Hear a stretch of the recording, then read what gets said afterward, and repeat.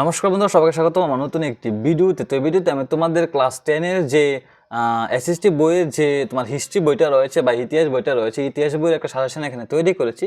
যাদের সাজেশনটা দরকার বা তোমরা বাই করতে চাও তারা অবশ্যই আমার সাথে কন্ট্যাক্ট করতে পারো। আমি সাজেশনটা কীভাবে নিতে হয় এটা বলে দেবো। তো এখন দেরি না করে ভিডিওটা শুরু করি। আমি এখানে অনেকগুলি কোয়েশ্চেন দেখাবো, তোমরা এগুলি নোটও করে নিতে পারো, খাতা কলম নিয়ে বসতে পারো।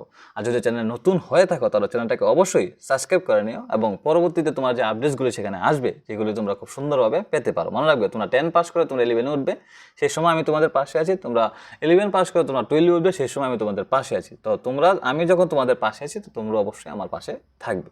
তো চলো এখন দেরি না করে ভিডিওটা শুরু করি। তো প্রথম যে অধ্যায়টা হচ্ছে ইউরোপের জাতীয়তাবাদ। এই অধ্যায় থেকে একের মান এমসিকিউ আসবে একটা, একের মান আসবে দুইটা, দুইয়ের মান আসবে একটা। অনেকগুলি কোয়েশ্চেন দেখো আমি দিয়েছি এখানে।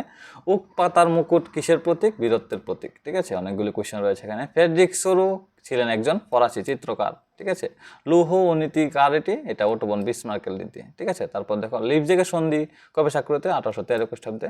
ঠিক আছে, অনেকগুলি একের মান রয়েছে। লা সিটুইন ও লা প্যাট্রি ও অ্যান্ড লে সিটুইন, এটার অর্থ কি? অনেকগুলি ইম্পর্টেন্ট কোয়েশ্চেনগুলি কিন্তু। ইয়ং ইতালি নামে গোপন সমিতি প্রতিষ্ঠাতাকে জোসেফ মাৎসেনি। তারপর দেখো দুইয়ের মান এখানে কোড অফ নেপোলিয়ন, অনেক ইম্পর্টেন্ট কোয়েশ্চেন, তোমরা অবশ্যই এগুলি ফলো। আশা করি এখান থেকে অনেকগুলি কমন পড়বে। তারপর দেখো ভারতের জাতীয়তাবাদ, এখান থেকে রয়েছে এখানে কোয়েশ্চেন, এটা মিস গেছে। এখান থেকে অনেকগুলি কোয়েশ্চেন দেখো এখানে রয়েছে। হিংস্র রাজপুস্তকের লেখক কে ছিলেন? গান্ধীজি। ঠিক আছে, অনেকগুলি কোয়েশ্চেন দিয়েছি আমি এখানে। ঠিক আছে, অনেকগুলি কোয়েশ্চেন তোমরা খুব সুন্দরভাবে ফলো করবে। কবে রাওলাট অ্যান্ড পাস? 1919 খ্রিস্টাব্দে রাওলাট অ্যান্ড পাস হয়। ঠিক আছে না? বেকার কি? স্বরাজ পার্টি গঠনকারী নেতাদের নাম বলো। কিষাণ সভা কি? ঠিক আছে, মহাত্মা গান্ধীর চম্পারণ সত্যাগ্রহ কবে হয়? England immigration act. ঠিক আছে, অনেকগুলি কোয়েশ্চেন রয়েছে এখান থেকে। চারে মান আসবে, চারে মান এখানে রয়েছে, তোমরা অবশ্যই দেখতে পারো। ঠিক আছে, তারপর দেখো রাওলাট অ্যান্ড রয়েছে এখানে। এরপর অধ্যায় রয়েছে তোমাদের, চলো আমরা যাই পরের অধ্যায়ে যাই।